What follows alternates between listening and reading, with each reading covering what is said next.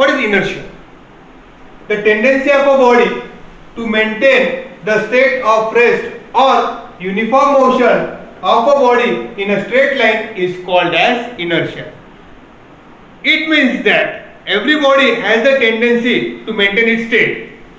Then the state of rest or state of motion, this tendency of a body is called as inertia. Again, the tendency of a body to maintain the state of rest or uniform motion of a body in a straight line is called as inertia of body. Unless and until it is acted by unbalanced external force. Unless and until it is acted by unbalanced external force. Inertia are of three types: inertia of rest, inertia of motion, inertia of direction. First we will study inertia of rest.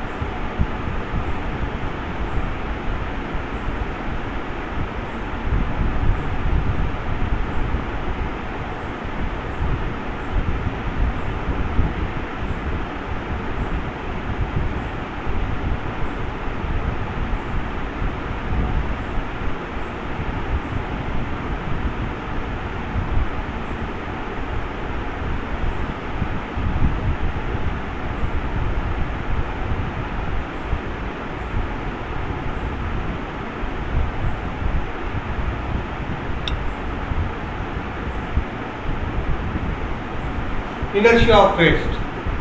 The tendency of the body to maintain its state of rest is called as inertia of rest.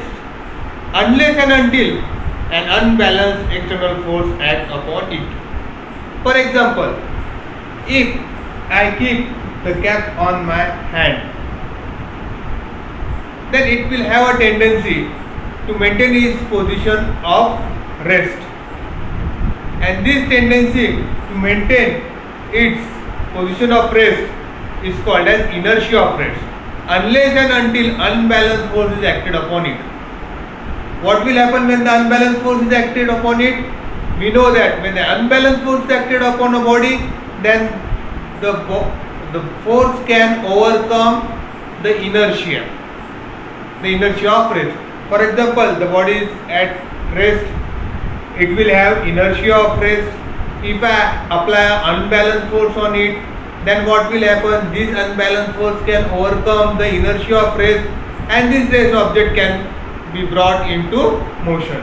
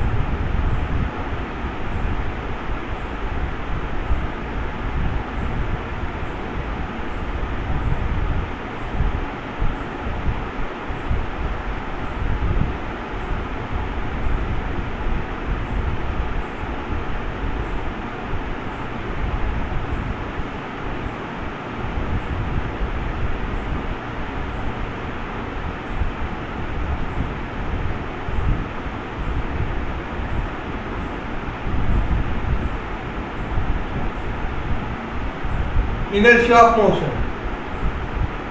The tendency of the body to maintain the state of motion is called as inertia of motion, or the tendency of a body to maintain its states of motion.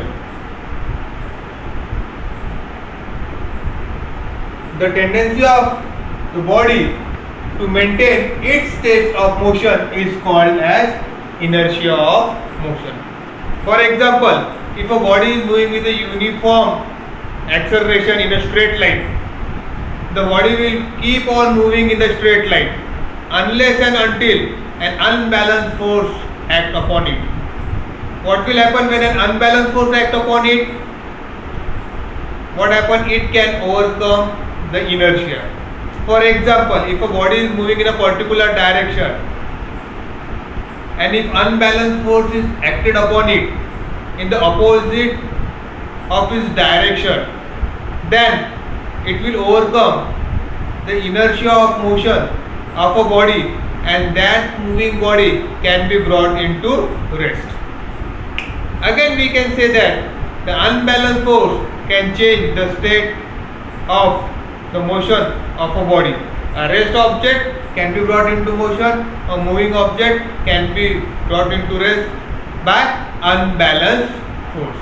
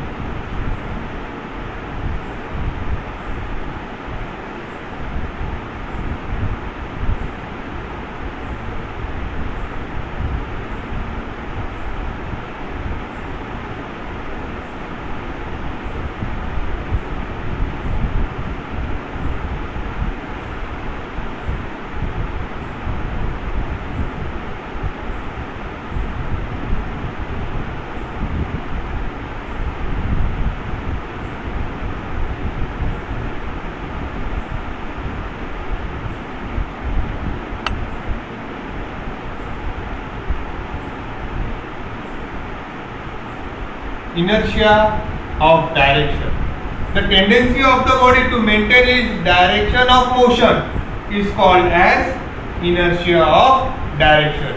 The tendency of the body to maintain its direction of motion is called as inertia of direction. For example, if a body is moving in a particular direction, the body will keep on moving in the particular direction. It will not change its direction, and this tendency to maintain its direction is called as inertia of direction. It will keep on moving in the same direction unless and until an unbalanced force act upon it. What does it mean? That the unbalanced force can change the direction of the moving object. So here we have studied inertia, type of inertia, and now we have come to a conclusion that a rest object can be brought into motion and a moving object can be brought into rest by applying a force. The force which is unbalanced, because unbalanced force can overcome inertia. Now why have we studied force, unbalanced force, inertia? Because we want to study motion. Motion is not spontaneous. Motion is not spontaneous. It is the force which brings the rest object into motion. And when the force is acted on a rest object and the force is unbalanced force, then an object is brought into motion. We can say that the object is moving. But what is motion? Now let's study motion.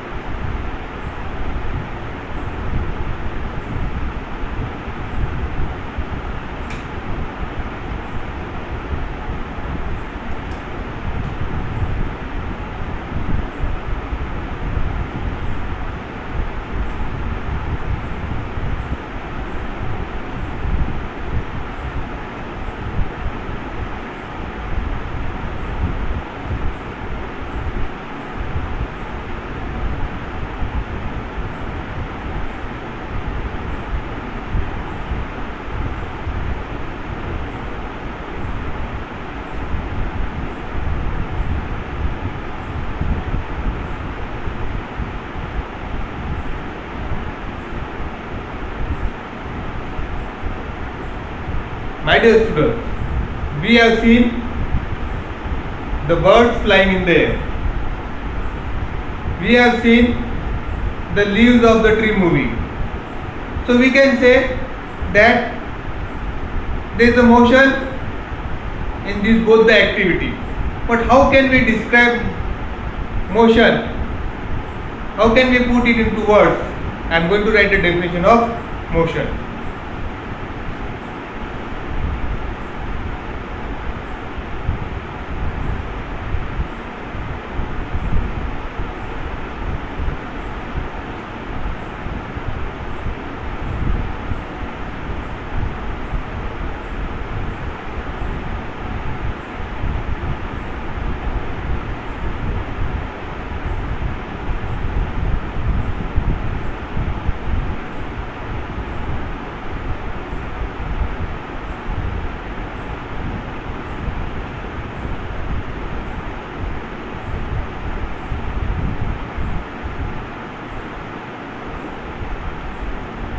The change in the position of an object with the surrounding is called as motion.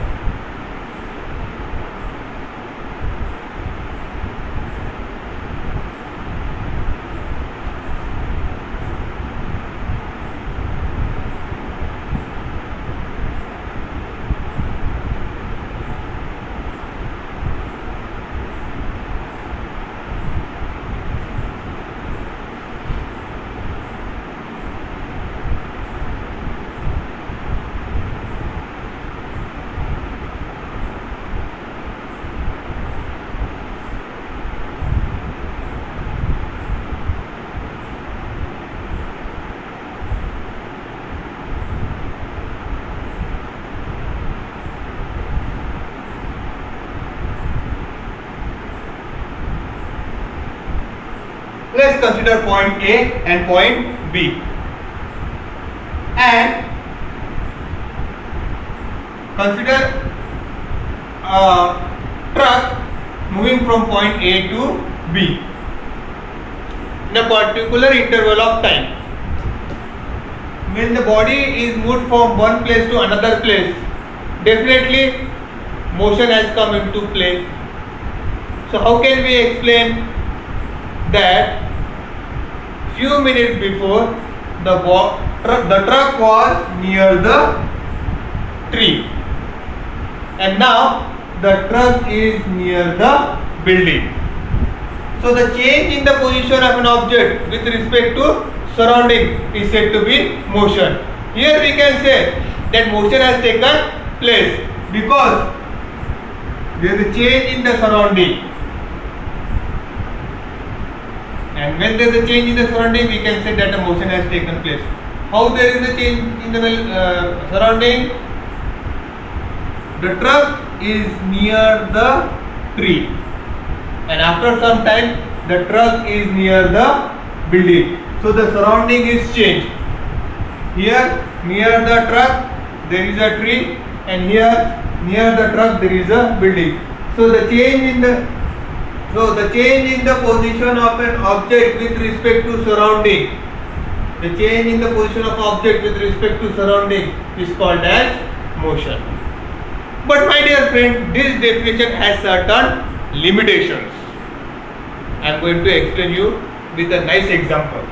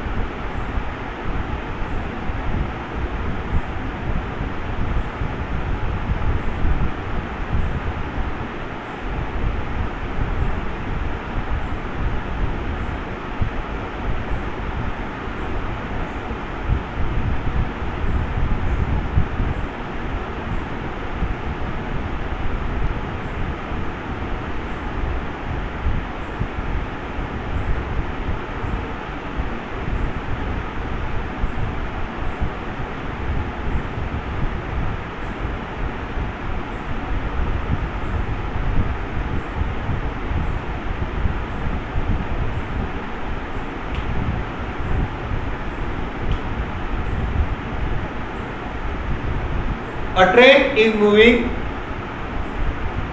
in a particular direction. There are two persons in a train. One A, another B, and a person is watching the train moving from a platform. Now, if A looks at B, there is no change in the position of B. So what A will say? A will say B is at rest. But if you ask C, C will say B is at motion. Now, this B is at rest for A because there is no change in the position of the surrounding. But the same B is in motion for C because the whole train is moving. So the definition which we have seen is incomplete. So what is the correct definition of motion?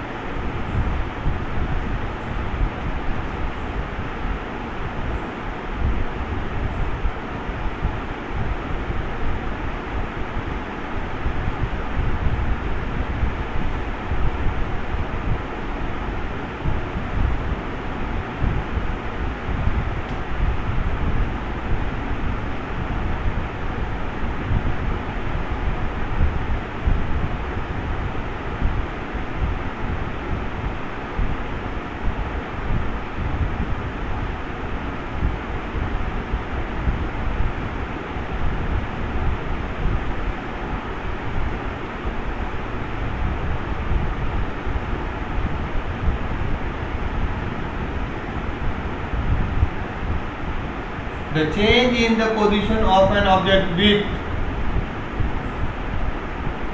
respect to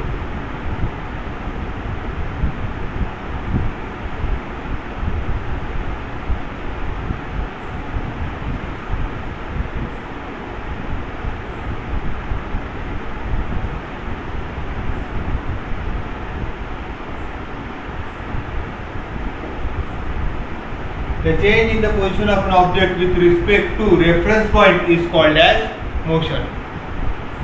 Now, what is the reference point? Here, the reference point is important because for a person, a particular activity can be said to be having motion.